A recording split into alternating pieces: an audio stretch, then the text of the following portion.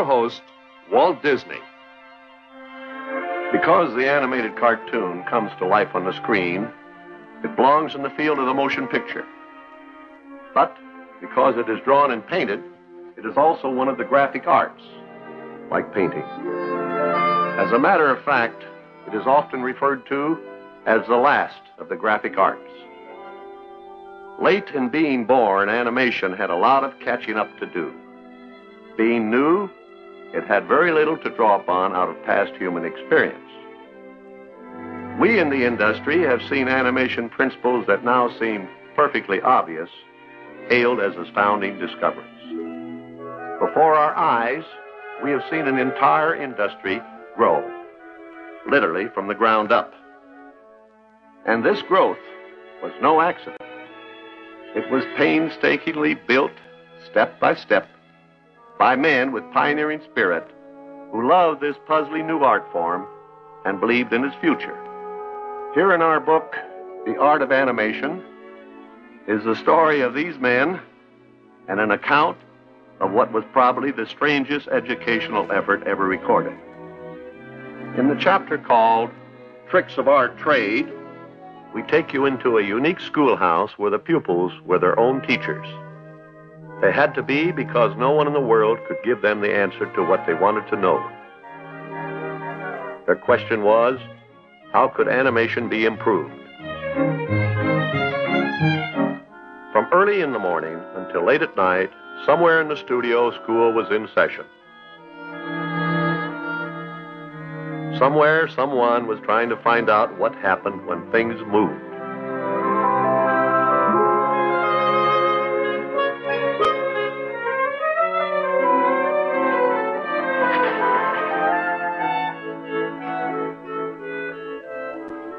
Let's take a look at this film, fellas. I think we can learn something from it.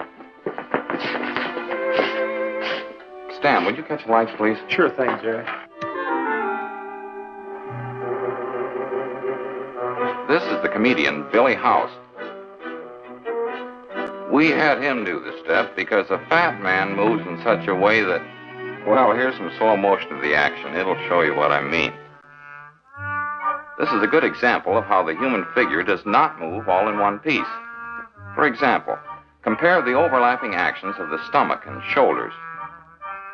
Watch how elastic the figure is. Hey, take a look at his legs and feet. Notice the follow-through on the pant legs?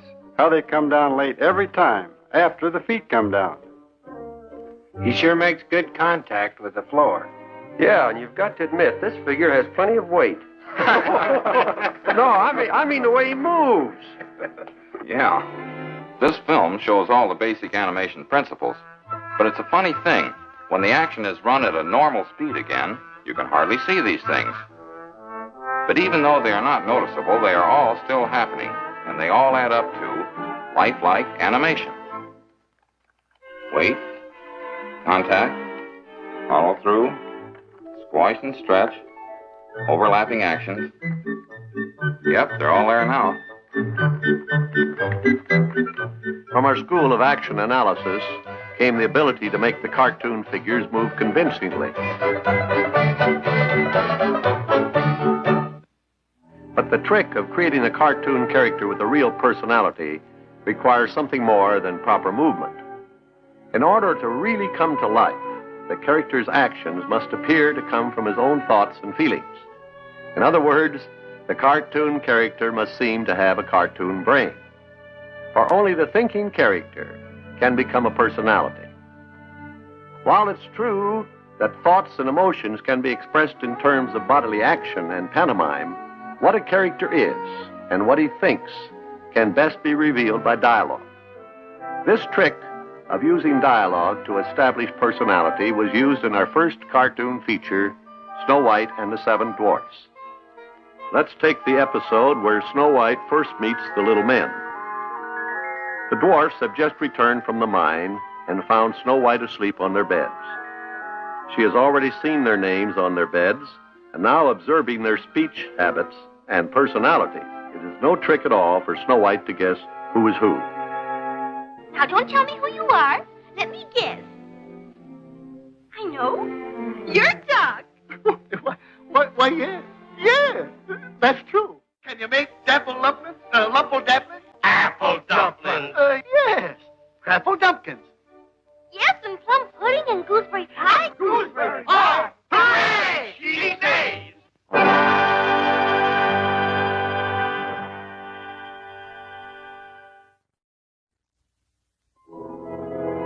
The picture you're looking at does not represent an emperor's crown, nor a strange tropical flower. It is a raindrop splashing. Actions of this type are the work of a group of specialists here at the studio and represent a very important trick of our trade. It's the trick of making the cartoon characters themselves more believable by using extremely realistic animation of the incidental actions. The character's shadow, a puff of dust or smoke, a forest fire, a volcano erupting, or in this case, the splash of a raindrop. We call all these actions effects animation. As the animated cartoon industry grew bigger and we began to make cartoon features, there was an increasing demand for more convincing effects animation. And so, a group of our highly skilled animators was enrolled in a new course of self-education. Here we see the effects animators at their studies.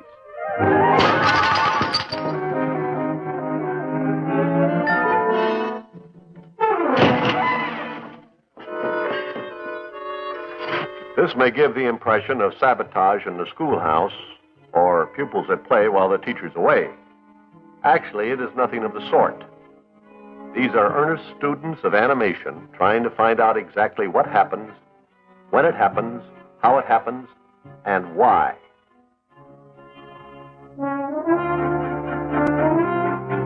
By slowing the action down, they could observe exactly what did happen.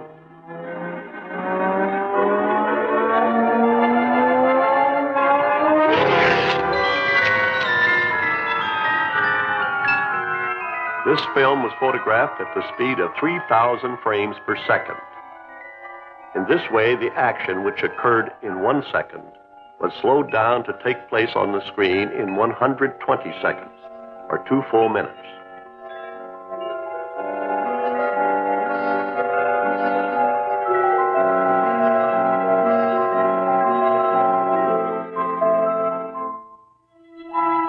One of the things brought out very clearly by these studies was that animating breakage or shattering effects of any sort required tremendous attention to detail.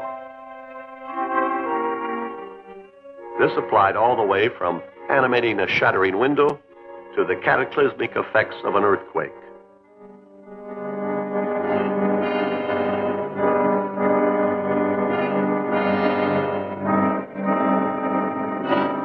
For instance, in the Rite of Spring number from Fantasia occurred one of the most elaborate man-made earthquakes our effects department was ever called upon to animate.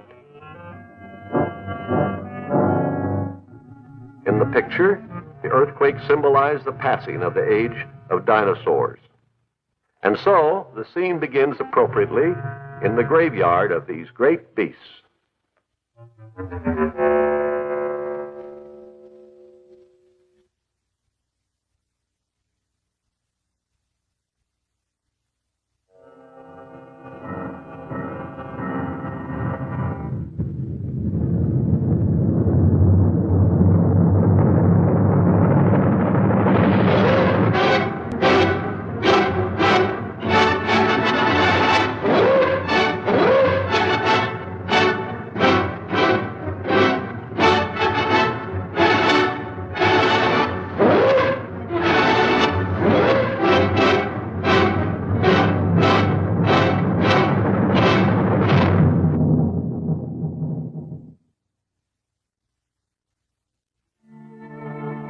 When occasion demanded it, the students went to even greater lengths in setting up a laboratory experiment.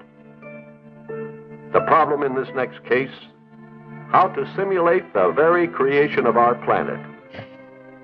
They wanted to depict in close-up the seething and bubbling of the Earth's surface during creation, and they wanted a mock-up to study how it might have looked. For the molten lava, they had to resort to a substitute.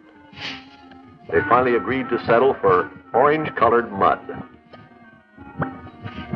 Here's Joshua Metter, one of our effects animators. He was in charge of the project. Two other effects animators, Jack Boyd and Dan McManus, had been assigned to the project, and each had chosen his own special field of study. Jack here, who was analyzing the basic animation problem, had decided to narrow it down to the individual action of a pair of bubbles.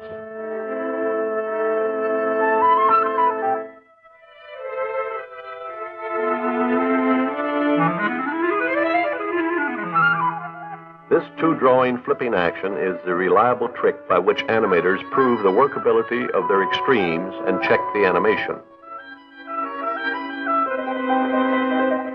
Josh was making use of colored chalks and pastels in rendering sketches that would give an overall comprehensive impression of the sequence.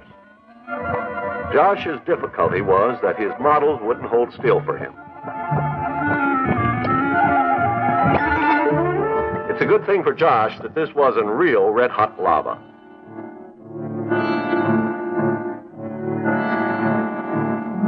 Dan's problem was to discover exactly how many drawings it would take to animate the bursting of a bubble.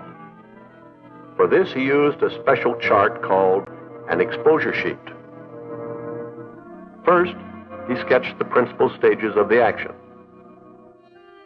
To time the duration of each part of this action, he used a stopwatch, making rapid calculations and mentally translating seconds into frames of film. In this way, he was able to determine that the splashing position of the bubble would occur exactly on drawing number 29. In the meantime, Josh had almost finished his colored pastel rendering. Now, all concerned with the picture would have an idea how it might look in the theater.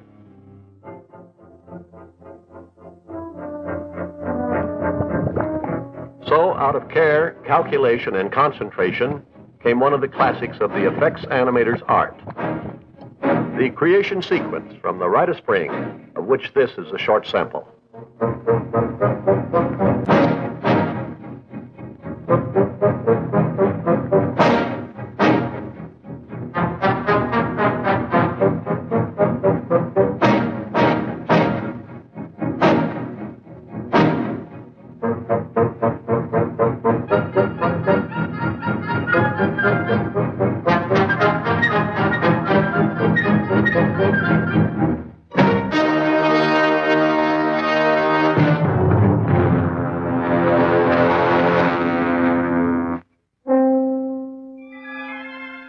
Cosmic to microcosmic is a long, long jump, but not for the effects animators. The splash of a single little raindrop deserved as much attention as the birth of a planet. Because a raindrop was small, it didn't naturally follow that it would be easy to animate. For one thing, the speed at which it happened made study almost impossible.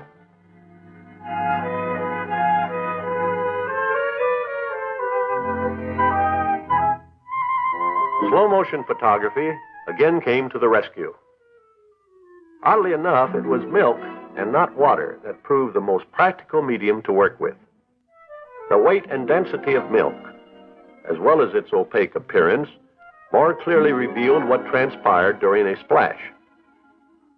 While all splashes were basically alike, there nevertheless was a surprising variety in the pattern of each individual one.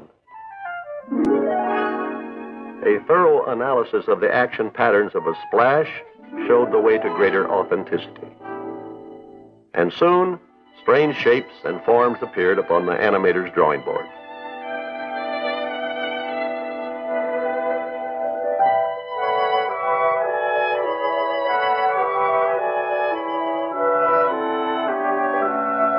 Drawing by drawing, a little raindrop had been created, and the secret of the raindrop led naturally to a summer rainstorm.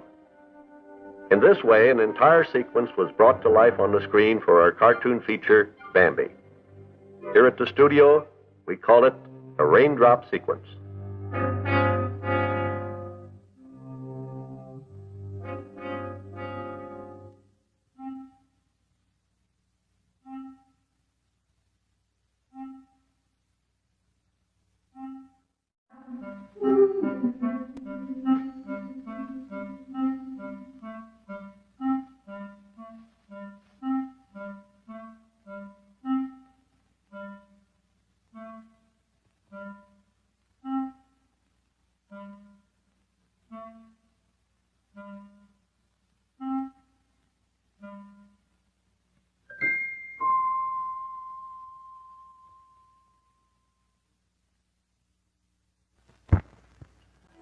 Now, this is a different kind of drawing.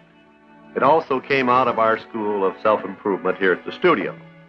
It is a blueprint of a piece of equipment designed to make cartoons more realistic and enjoyable. This is the plan for a super cartoon camera. We call it the multiplane camera. It was intended for use in our feature-length cartoons. You see, we decided for features the camera needed improvement too. Actually, the pre-feature cartoon camera was fairly simple in construction and operation, and generally very satisfactory. Here, a Mickey Mouse short is being put on film. Mickey has been inked and painted on transparent sheets of celluloid. This happens to be a panorama effect where the character will walk in one place and the background keeps moving behind him to create the illusion. Each time a new cell of Mickey is photographed, the background must be moved a fraction of an inch. Photographing each one of these celluloids of Mickey and background makes a single frame of motion picture film. And here's how the action looks on the screen.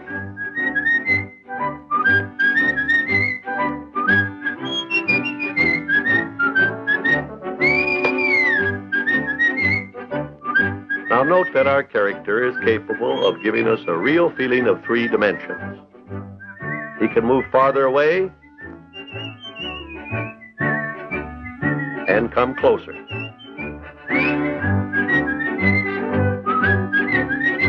He can turn so that we see all sides of him. He seems to have roundness. There's nothing flat about him. He can almost poke his finger in your eye. But when he leaves, when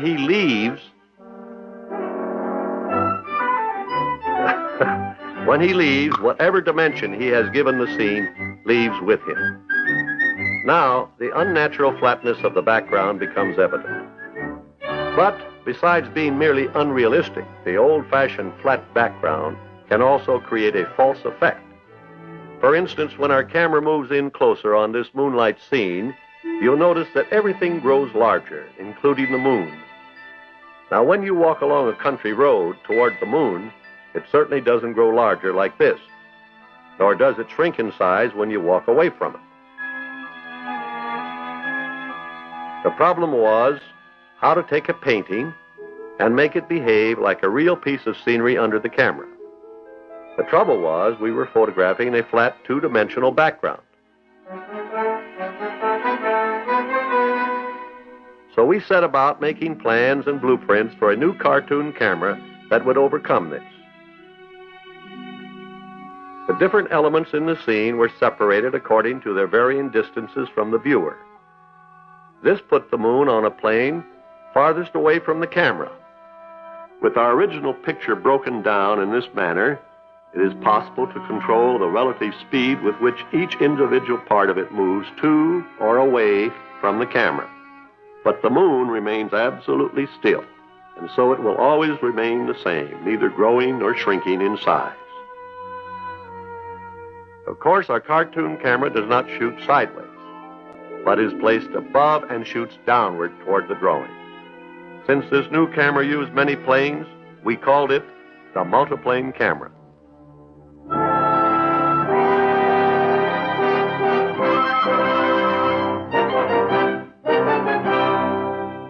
And here now is our same moonlight scene the way the multiplane camera sees it. As you can see, we finally got the moon to keep its proper distance. This trick of obtaining a feeling of real depth and dimension in our painted backgrounds was used extensively in the feature cartoons. Perhaps an outstanding example of this occurs in the opening scenes of our cartoon feature, Bambi. Here we see the multiplane camera crew preparing to shoot that scene. Here are the planes for that scene, each with its own separate part of the background painted in oil on glass.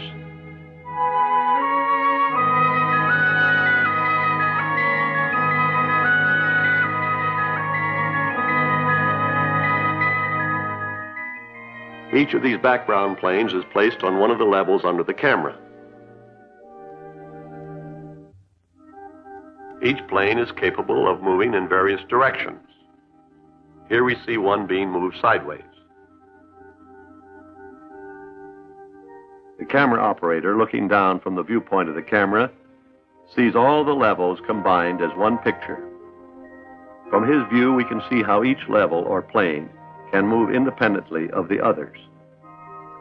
Here, the operator of each level is bringing his particular part of the background into the right position to start the scene. But before the scene can be photographed, the camera operator must okay the setup. Everything's okay except the bottom level. What's wrong down there, Alan? I was moving it the wrong way, Dick. I'm taking it back now.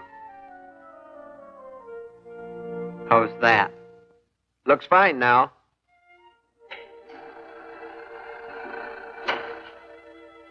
Okay, we've got that frame. Let's get set for the second exposure.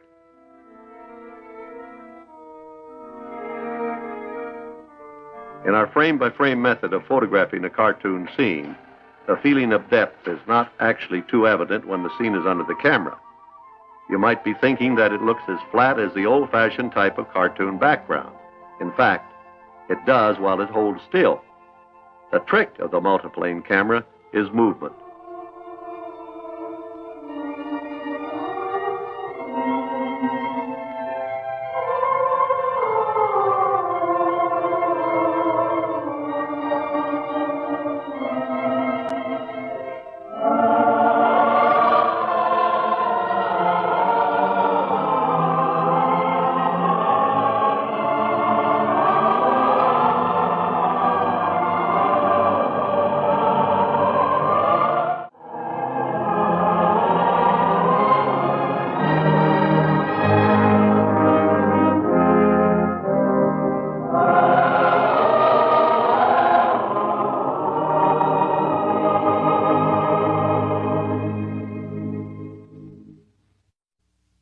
Perhaps the thing that distinguishes animated cartoons more than anything else is the trick of caricature.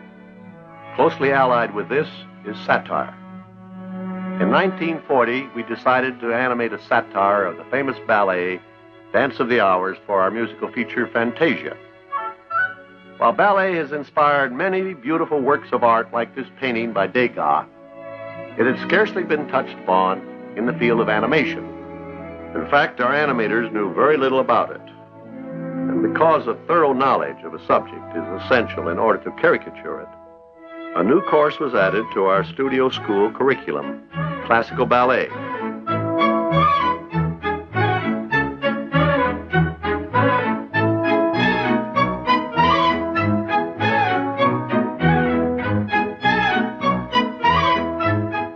The ballet steps are being modeled by Helene Stanley. Helene has been very helpful in this way on several occasions, particularly as Cinderella and again in the title role of another of our cartoon features, Sleeping Beauty.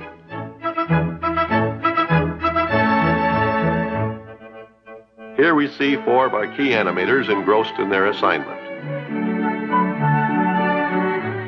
Ollie Johnston, Frank Thomas,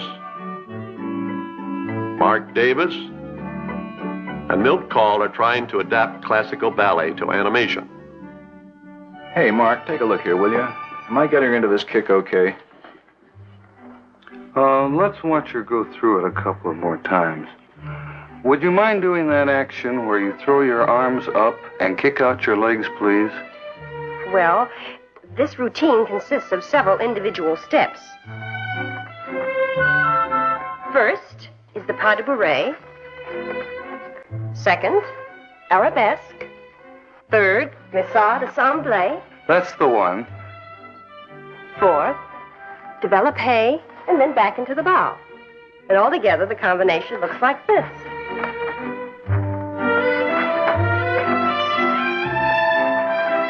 You know, she seems to give quite a strong push with her left leg when she takes off.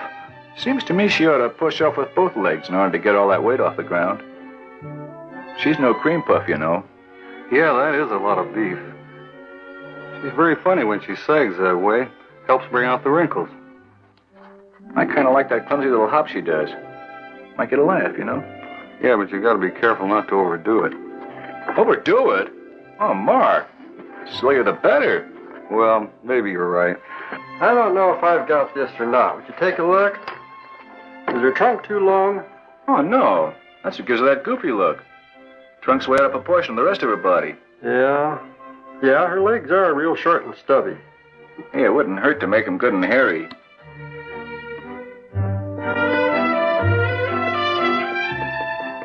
Some prima ballerina, eh? A regular Pavlova. Sure brings out the beast in her. Hey, Mark, how's this? What's that? Does that capture the spirit of the classical ballet? Yeah. I especially like the long, scrawny neck. It ought to be great in animation. Don't overlook her knobby knees, either. Knobby is right. Well, would it be better if I were to exaggerate the knees a little more? No, I think she's knock-kneed enough as it is. If I were you, I'd concentrate on her feet. Yeah, she has big feet. Think those are big? Look, when you have big feet, do something with them. Big feet. Sure, but do they have to be that big? I think they're just about right. Size 12s, I'd say. Real gunboats. Big feet. You know, that's where we're going to get our real caricature. We've got to emphasize all these funny little things that are typical of ballet and ballet dancers. A little ballet skirt would make a good prop. It could follow through on every action. Let's not forget we need different material in the last part of the ballet, different costume, and the steps could be more dramatic, kind of sneaky maybe. Say, that's fine. That hat and cape would be real great for the alligator. Yeah, the cape makes a swell prop for a villain.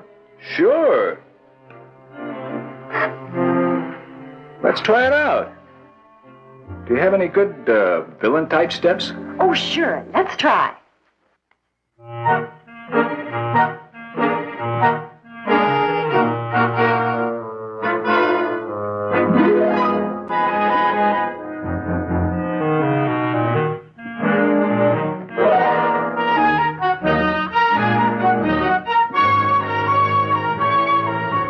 Is that all right? Good. Now look fierce.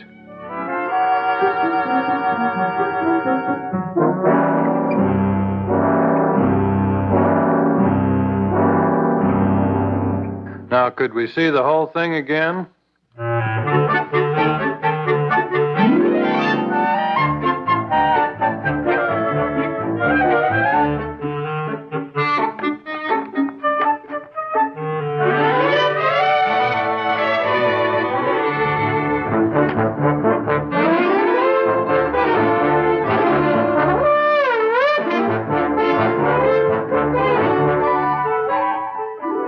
So out of our studio classrooms came more believable character animation, more realistic effects animation, and improved camera techniques. And out of our class in ballet and caricature came inspiration for the Dance of the Hours. The music for this ballet is from Ponchielli's opera, La Gioconda. For our version of this ballet, the music is played by the world-famous Philadelphia Symphony Orchestra under the baton of the celebrated conductor, Leopold Stokowski.